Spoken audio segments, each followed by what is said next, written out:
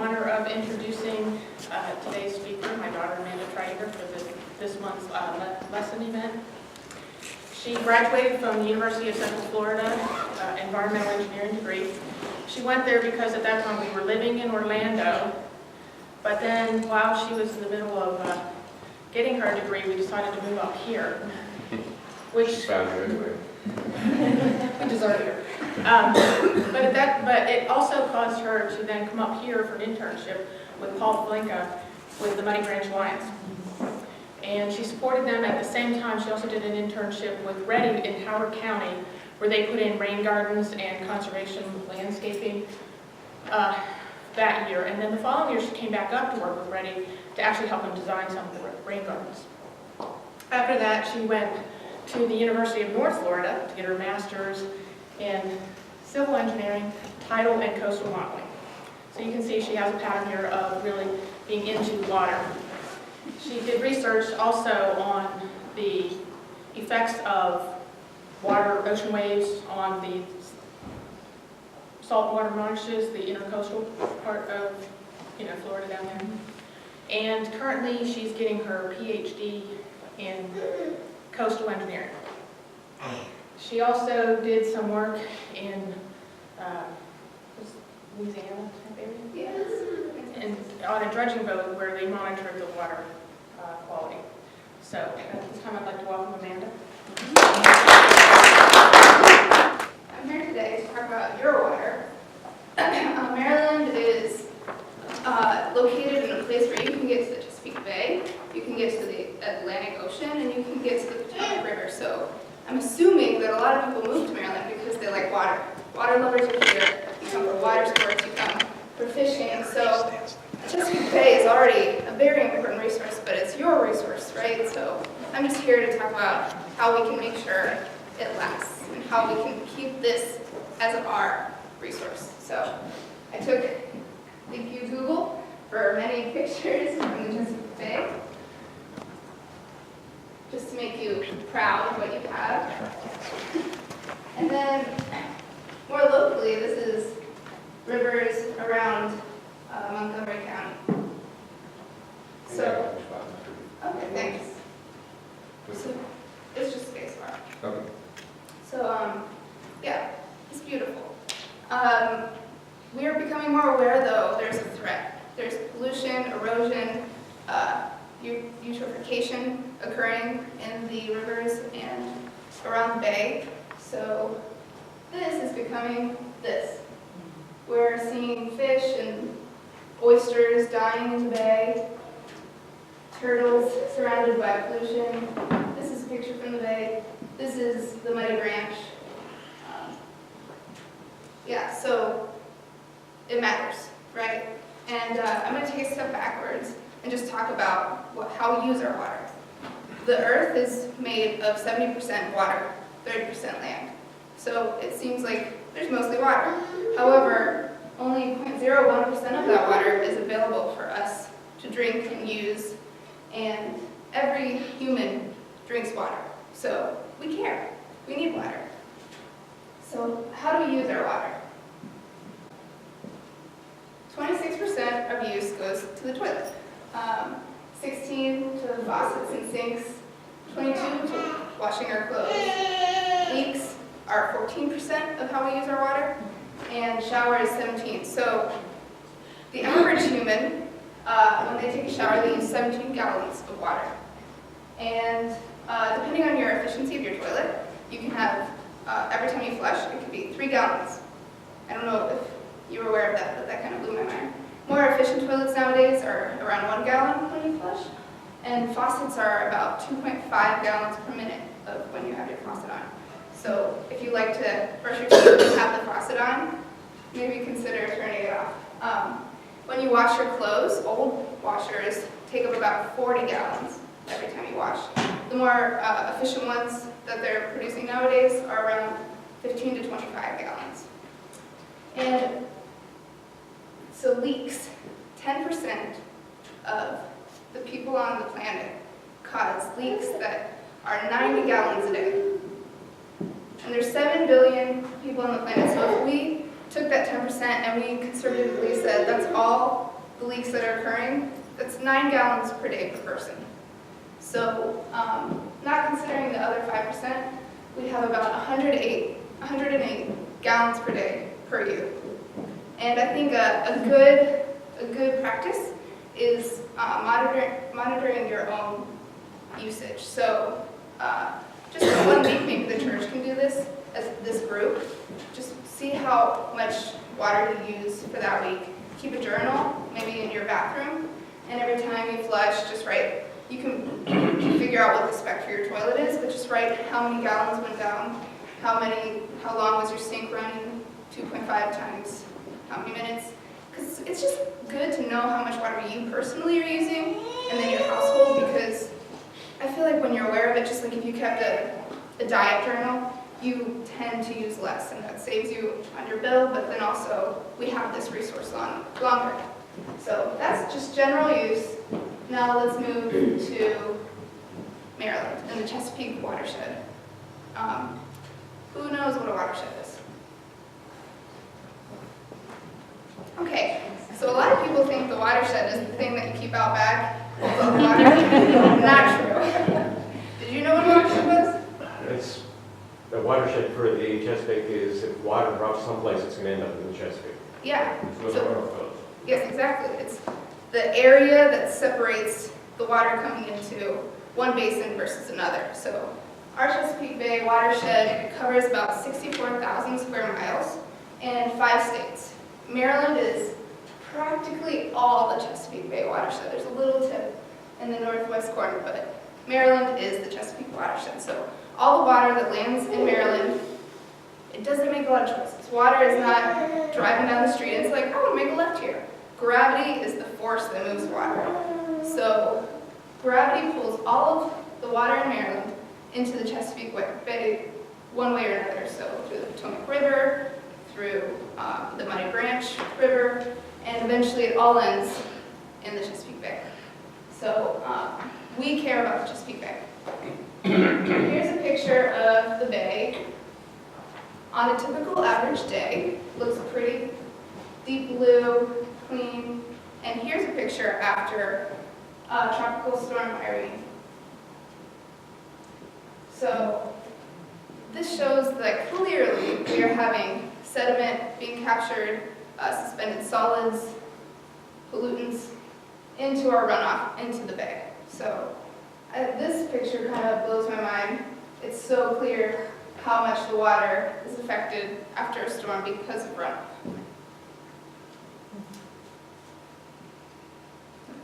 So let's talk about runoff. Who knows what runoff is? I know you guys know what runoff is. You mentioned it was part of the watershed. Okay, so runoff is just when, It's water that doesn't absorb back into the ground. yeah, Sometimes we call it storm water management. yeah, so, yeah, exactly. We have stormwater management because we have not all of our water being sucked up into the ground. So before we came and paved things, runoff was still happening. On the top of this picture, we see the natural ground cover where 40% is getting captured by the trees, and the leaves will hold the water, and then once the rain stops, the sun brings it back up into the air. And then 50%, which is a lot, goes into the ground, and the ground takes care of the natural filtration process. And then 10% runs off into rivers, ultimately for us, Chesapeake Bay.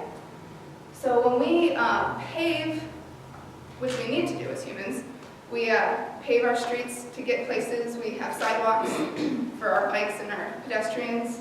We are creating this environment where runoff dominates. So we have, at the bottom, an area that has 75% more impervious surface. And impervious means water cannot infiltrate. So that's sidewalks, where the water hits and goes. So with the 75% more impervious surface, we have 30% is landing on something, trees, buildings, and going back up into the air. And then we have 15% getting sucked up into the ground, but we have 55% that just hits the ground, picks up what's ever on it, and runs into our basins. And I like this pictorial over here. It shows just how many impervious surfaces there are in your in your home. So the roof is impervious surface, water hits it, goes into your gutter, and when the water collects in your gutter, like I said, gravity is the decision maker of water. So you're having all of this water collect on the top of your roof, it speeds down your roof, and then a gutter is a free fall, right? So it's just building momentum.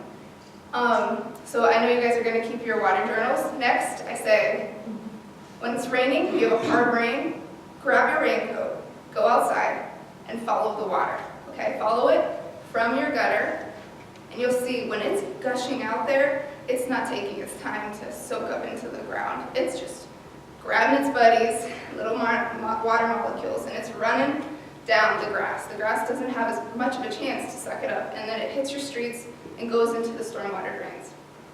And what I like about this is the stormwater drain clearly shows that there's, some people think that, I thought that, when water goes into a stormwater drain, it's filtered and then goes to the river. Because of course, it has to be filtered, right? We have so much gross stuff on our streets, how can we just throw that into the lake? But that's what happens. So we have from our gutters to the streets, to the stormwater drain, and straight into rivers. And this causes a few other problems besides just picking up pollutants, and I think I'll talk about that in a moment. So we have a few issues about the impervious collection of junk going into our rivers. We have fertilizers. Everybody wants a pretty lawn, and they put nutrients on their lawns and flowers to get it there. So when it rains, the water picks all of that up and brings it to our rivers. And then the issue with that, it sounds good. It sounds like, oh, we're putting nutrients in our rivers, but really we're putting phosphorus and nitrogen into our rivers, and this causes algae to grow quicker than it would have. And the algae, once it gets to its mature age, it blooms and it goes to the top of the river, or the Chesapeake Bay, and it blocks the sun from getting down to the bottom. So then we don't have seagrasses that used to be home to a lot of critters and waterfowl, the ones that we're interested in collecting in the Chesapeake Bay as one of our blue crabs' primary resources. So these things, they don't have a place to protect themselves from predators. So then we have a predator-rich environment. And then, when the algae bloom decomposes, it sucks up all of the oxygen in the water. So then we have oysters that need that oxygen, fish, crabs. They used to survive in this environment. They suffocate in their own home because they don't have oxygen anymore. So fertilizer and everything that we have in our grasses is not good for the Chesapeake Bay. Manure, I think, is a surprise because we think what the cows are eating, what our dogs are eating is acceptable for life. They've always pooped out there. What's the difference? The foods that we're giving our pets and the foods that we're feeding cows are not what cows and animals have always eaten. They're much more rich in nutrients because that way they can be produced quicker. So when your dog poops outside, pick it up. Because if it gets to the ocean, you're going to have the same issue. And then suspended soils are an issue because we're creating that same sun blockage where we have more heavily turbid water that's just more like that cloudy look. So that's causing the same issue. Next slide. So this is what the Chesapeake Bay oxygen, dissolved oxygen, currently looks like. Well, this is a 2005 study. So we have a term called dead zone. That's where zero oxygen is located. So you can just assume no fish, crabs, or oysters are surviving in that area. And this is a big area of the Chesapeake Bay where we have our main produce of crabs. So if you want your crab cake to be back to $2 like it was back in the day, we need to fix this. Because crabs cannot survive in this type of situation. Is that clear? Yeah? So it's the red area? Yeah, the red area is zero oxygen, and then even as we get closer to the yellow, it's still not enough for crabs to survive. We actually went out there and we saw some crabs were growing on top of each other. Like there were 4 eyes for one shell. So they're definitely struggling. And if you go to the Chesapeake Bay, it's not uncommon to just see crabs floating at the surface. So this, yeah. On that map you just showed, over like the last 5 years or 10 years, does it keep getting worse or is it improved at all? Because you keep hearing all these just save the bay things and all that. Has anything? It's gotten definitely better? improved, yeah. It was, it gets worse so much faster than it gets better. So it's improved. Those levels are probably a little bit higher, but they're nowhere near what they were. So things are definitely, we have optimism. Like things are gonna work. It's just, it takes a lot longer. It's so much quicker to just ruin it. But, so Chesapeake Bay is far from us, seemingly. And how can we help our local watershed? So Montgomery County is made up of 8 different watersheds. And we're the little star that should be around where Chesapeake is located. We're located in the Muddy Branch watershed. So this watershed feeds the Potomac, feeds the Chesapeake Bay. Next slide. In 2000, from 2000 to 2008, they did water sampling studies in Montgomery County, and they found that over half of the streams and rivers were from poor to good, no, poor to fair ratings, and the rest were good to excellent. So we're in a fair region. Next slide. However, we are at risk because we are located in a municipal boundary. So this is a land cover map based on zoning. So who's in charge of the way we regulate. And when you're located in a municipal boundary, regulations they tend towards more impervious area. And a lot of our streams in this area, the headwaters start at parking lots, which is not a great beginning for a stream, especially if a lot of parking lots around here are starting to have that conservation landscaping, but if they don't, we're just grabbing everything in the parking lot, which is like oil stains from cars, various trash from whatever they were doing inside. So starting with the parking lot's not great, but then also when you're located in an area like that, you have streams that they were there before, but then we built a road. But we needed the stream to continue, so we built sort of a concrete hole underneath our road, and a lot of the streams in this area, that's what they have. It's stream and then concrete hole. And water gains momentum going through a concrete hole during storms, and I'm going to talk about why that's an issue in a second. And also, we have a lot of stagnation. So streams are flowing peacefully, and then they get to this hole, and they can't make the jump sometimes because erosion has occurred, and our stream is below where the concrete hole is. And stagnant water is dirty water. It's not able to clean itself. So that's our current state. I'm going to talk about why, in depth, a little bit why these things are bad. So next slide. This is the Muddy Branch. It's peaceful, it's beautiful, but after storm, it tends to look like this. So it's actually Paul Kaminka. That's usually where he is. So this is erosion, and this occurs because, like I said, the impervious pavement, it doesn't slow down our water. It causes like little to no friction. So our water speeds up, and it goes into the gutters, and it goes into our storm drains, and it comes out into the rivers at a speed the rivers weren't initially there for. They're not ready for that. So they come around the corner much quicker than they were before, and they erode the trees. And they erode the plants and everything that's holding edges together. And that's an issue because the trees are providing a lot of the filtration of pollutants. They're catching the water, putting the water back into the air, so it's difficult. Also, because of the impervious area, have you ever been, it's a hot day, okay, hard to imagine right now, but it's a hot day. The sun's blaring, and what's the what do people say? They say, the road's so hot I could cook an egg on it, right? Picture, it's so hot you could cook an egg on it, and then you have a storm. Initially, that water is capturing all that heat and bringing it right into the rivers. And those fish and the things living in there, they're very happy with their 75-degree water, and they're not ready for that instantaneous boiling, so that's an issue also. And then we also have this is what an algae bloom looks like.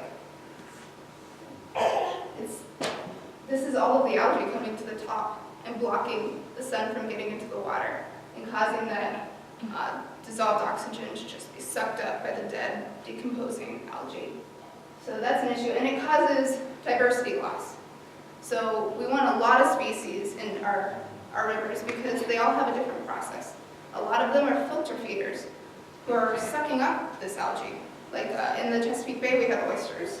Oysters are, I don't know if you've ever seen an oyster, it's like constantly going like this to breathe. And when it breathes, it doesn't just, it breathes oxygen and it sucks in some of the water, and when it closes, it eats up the algae. But if there's too much algae, a lot of times the oysters, they'll wait for the algae to pass because they know something's out there, and they can detect that it's too much, too much pollutant. They can't survive, and they'll literally for 3 days just sit there and wait for the thing to pass because they don't realize that it's just there to stay, and they'll kill themselves. And then after the 3 days, if you watch the oysters, they're like, it looks like they're suffocating. If you can, look up a video of that online. It hurts my heart. Next slide. So on the right we have the eutrophication. That's where we have our dead zones, where we don't have enough dissolved oxygen in the water for animals to survive. And on the left is what we want. We want the oligoeutrophication, which is how things were before we came to paved.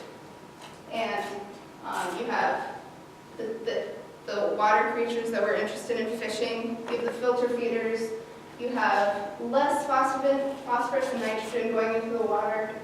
And I was talking to some people that worked in the bay 50 years ago, some fishermen, and they said that you could walk into the bay up until your chest and you could still see your feet. And if you've been to the bay recently, you get 2 steps in there and you can't see your feet. So that's where they're talking, in that sweet oligotrophic state. So that's what we want to work towards, right? Does anyone want to stay in eutrophication? Okay. Team vote, we're going for the other side. Now, how do we do it? You guys have a rain barrel outside. That's great. So that gutter speed that builds when it free falls through your gutters and rushes towards the pavement, all of the water that is on your roof gets captured into a rain barrel. And then you can use that water to water your garden. And so you're saving on your faucet side of the 108 gallons per day that we're talking about. So I recommend everyone get a rain barrel. Native species. So have you all heard of the term invasive species? Invasive species, they grow really quick, like mile a minute, because they don't have roots that go deep into the ground. They're not used to living here. They've come over on a boat or a barge, and they grow quickly and they don't settle into the ground. Native species, they have deep roots because they've always been here. This is what should be here. They filter the water. Usually they're tall, but there's different sizes. Actually, I brought this sheet. If you guys need to know more about native species, I have a lot of educational material, and so if you want to, just put your name down and your email and I'll send it to you. So like, if you want to really filter water, you want a medium size, like this is purple coneflower, medium size native species, a short one and a tall one, and they all do different jobs of capturing debris and pollutants. And so just because of their size, there's more friction, they capture sediments, but then also because their roots are deep, a lot of times they pull out that phosphorus and nitrogen because they need that nutrient. So native species, and around here, I mean, even Lowe's nowadays has native species. You just see, I think it's like a sun. They have a sun on their plants that says native, but you can ask anywhere you go. My folks go to Meadow Farms in Germantown, and they have a whole section of native species. So plant native. The other stuff looks pretty, but the native, you don't even have to watch it. You water it for 3 weeks. Once it's in the ground, you don't touch that stuff again. Maybe you have to trim it back sometimes. It's very easy to take care of, and it's beautiful. And actually, the past 3 years, I've seen more native species around here, so I know that they're available. Like I said, scoop the poop. Yeah, every time. If you don't have a bag, meet your friends, meet your neighbors, knock on the door and say, hey, do you guys got an extra grocery bag? Because the stuff that we feed our dogs shouldn't be going into the water. Next. Okay, so trash pickup. If we have impervious pavement, we can't take that back. But if we pick up some of the bigger debris before it gets to our rivers, that's super helpful. And I'm going to tell you how to get involved in some of this in a second. So the next is, this is Mile a Minute. I'm sure you guys have all seen this. And it's called Mile a Minute because it grows a mile a minute. And yeah, it'll just, anything it touches, it just grows. And so one of the things that happens a lot are invasive species weedings. If you see it in your backyard, definitely get rid of it. But if you want to, the Mighty Branch Alliance, which I'm going to talk to you about in a second, they always have invasive species weedings. So they'll like come with a picture of what you need to collect, and you just put them in bags, and it's actually pretty fun because the Mile a Minute, like you get, it's like Velcro. Like I'm doing Velcro, you know that feels a little good to pull it off. It's like that. You're like, yeah. So it's a fun time. And then recycle. You guys have a great program up here, there's a lot of extra things that you need to recycle. Like when you are mowing your lawn, make sure that the grass clippings go into a bag, and then figure out how your district picks that up, and just make sure those clippings are not going into the storm drains, because those grass have those nutrients that we put on our yard, and they're coming in at a very high percentage. Okay, so that's what you personally can do. Now this is how the church can get involved. So I worked with the Mighty Branch Alliance, and they're always doing something. Actually, Paul Lavinka, who's in charge, he wanted to be here, but he's currently meeting with 2 city council members today, a hiking group who wants to hike and pick up invasive species. He's like meeting with 5 different groups today, so they're like just so much outreach.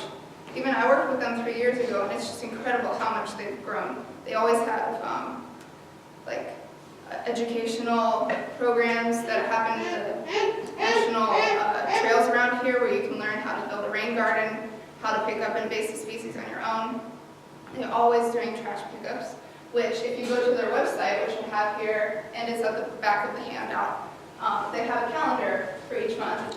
And 13th, I think Lisa will talk about this a little bit more, but they're doing a trash pickup. And they're also, I think, doing an invasive species weeding this month, which I can tell you a little bit more about. So go to the website, go to the calendar, email me, email Paul, and then if you want to learn more, there's a... Are you going to talk at all about the rainscapes? Montgomery County has its own program called Rainscapes. I'm not, but Do you know about it? yeah. These trees were the result of our applying to and being given a grant back for planting trees above an impervious surface. Mm-hmm. You can get up to $2,500 at your house by doing some of the things like Denny put in a rain garden. Simple things that make your house, your property look prettier. Danny, Yeah. Susan. You put the hole, you put the plants. Yeah, I So- think it's MS4 is how you get it back. So if you want to Google that, Google what? it's MS4 is the tax. Yeah, I think if you even Google Montgomery, Rates. Rainscapes, yeah. you can find it. Yeah. It's easy to find. It's in Montgomery, Maryland. Yeah. Or Gov. So if you're doing this stuff anyway, just to help out the Chesapeake Bay, why not get funded? Yeah, to you do get it? money Yeah. back for it, so. Yeah, and if you want to know more information about that, you can talk to Mark or you can talk to Paul, because I think Paul is really good about getting people their money for it. That's, And especially churches, actually. everybody in this area, got hit recently with what they call the roof tax, and it's Yeah. for exactly this reason, is Mhm. because we've got to impress upon people, and the only way to do it is when it costs them money, because usually they won't volunteer to do so. Yeah. And then if you want to learn more about your state in particular and how they're constantly doing water samples here, you can go to the MDE website and just learn about what's going on, how your streams are getting rated. And also there's a lot of, I'll email everybody that's on the email list, the native species information, but if you want, I can also, after I send that to you, you can ask me if you want more information, and I can send you a lot of articles on Maryland in particular, because the Chesapeake Bay for years has been the focus of a lot of studies. It's everybody's favorite go-to. It's, in my field, the oceanographers are interested, the modelers are interested, everybody is focused on the bay because it's very unique. And the way that the inlet works is very interesting for flow dynamics, and that's actually what causes a lot of the pollutants to stay there, because as the current goes by, there's not a lot of flushing going on because of the way it flows northeast or south to west during the winter. So if you want any more materials, just when I email you about the native species, just write back and you're like, oh, I'm really interested about that flow you're talking about. So I'll send you more articles. But then this website is very educational, so definitely go there. And any questions? You first. So your list of native species also lists which are deer resistant, because I had a lot of problems Yeah. with deer. Yeah, it does. And that was, when I was working here, that was a lot of people's issue. And yeah, it will say which ones are deer resistant. A lot of them are not. Yeah.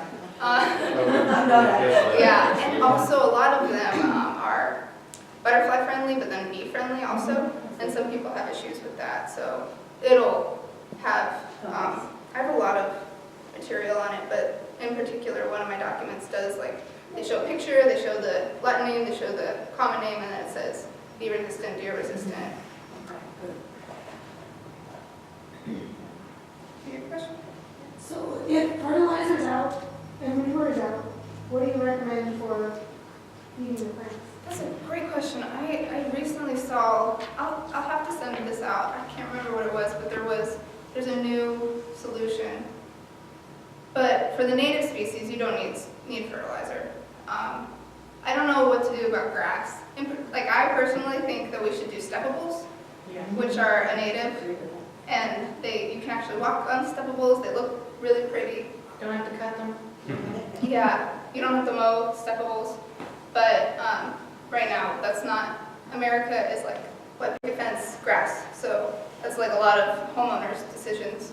So there was something I saw recently, but what you can do is find fertilizers that are specifically, like, the percentages are different. You can ask, if you go to Lowe's, ask the ones that are more friendly towards the streams and rivers, because it's gonna rain.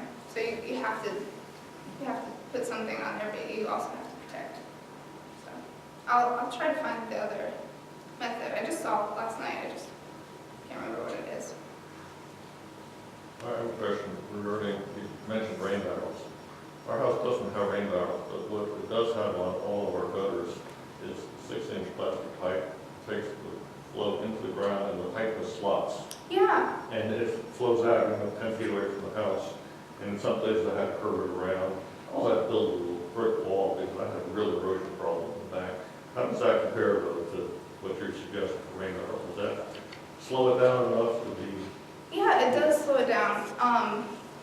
You just, like, if you go out during a storm and you look, if the water is just sitting there, that's better than if it's, just check and see how quick it is. Some of the locations, when we did our stormwater management practices, we would put barrels in, we would put gardens in, and if the flow was still too quick, we would use that method, and then that would flow into a rain garden. So if you had an erosion problem, you can go out into your yard and see where there's swales, which is like just like, they look like little pockets. And if you go after a really intense rain, usually there's just standing water there, Yeah. which people don't like because mosquitoes.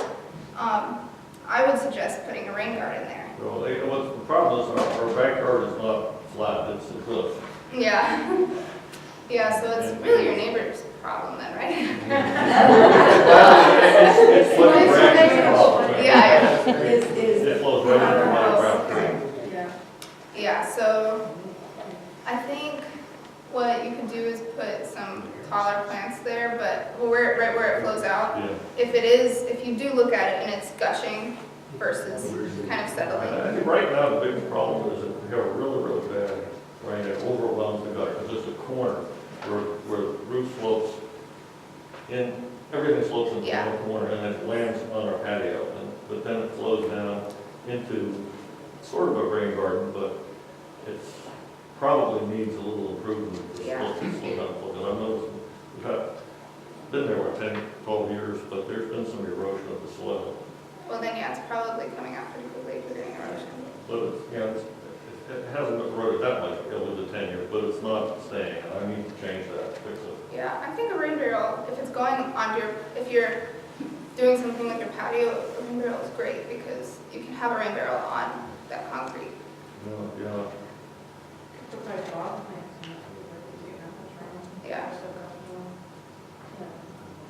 Yeah, so it depends on how much area you have. And this actually brings up another great point, like you can go to Google Earth and look up your house and see like where your gutters are located. Oh, I know where they are. Yeah. Well, that's what made me think of it, because you were saying that all of this is going into one, and I think, like, when people put houses in, they weren't thinking, oh, 50% of this water goes to this, and like, it's 10 and 10 and Well, 10. I actually, when we have the roof done, I actually had the roofer put some diverters in, because we have this very long roof over the family room that was feeding this corner on top of it, and I had to put some diverters, push it over to the Oh, other yeah. side, which is a little bit It's, less overwhelmed. so- yeah, and if you do that, then you're like, by like almost half, you're decreasing the speed that it's coming That's down. the whole idea. I'm not sure I'm where I would really like to be, but it's interesting. Yeah, and when you do the rainscape thing, if you want to do the grant that Mark was talking about, you have to know what percentage of your rooftop you're taking care of. Yeah. So like, what I did when I was working with Howard County is I would go to Google. A lot of times we did it for churches, and you can just break down, like, based on just easy little geometry shapes, how much water is going to which gutter you're taking care of. And then when you do apply for that grant, you can tell the county, 25% of this gutter is going to a rain barrel, so I'm taking care of a lot of my property. So that's really important. I'll have to talk to Mark about this. He knows where I live. Yeah. Did you have a question? No? Well, I was gonna say, do you know how much an impact is if when you, like, because, you know, people think that on a house, and I don't know, like, we put some stuff in, but have you, based on what you've done in Howard County, how much of an impact it has had? Putting in those rainscape, or those rain gardens, the planting Yeah. stations? I don't remember the exact numbers, but I know Howard County, we took care of a lot of acreage. In the end, I think it was like 5,000 acres that were being treated that weren't before, that was just impervious.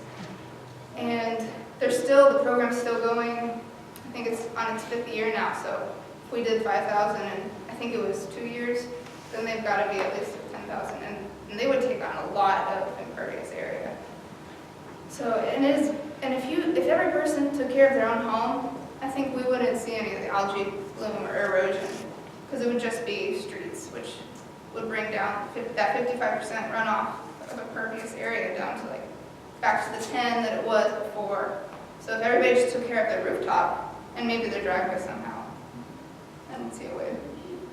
That's a long-term thing, but yeah, I think we wouldn't see these issues that we're seeing as much, and we could be even more optimistic about the changes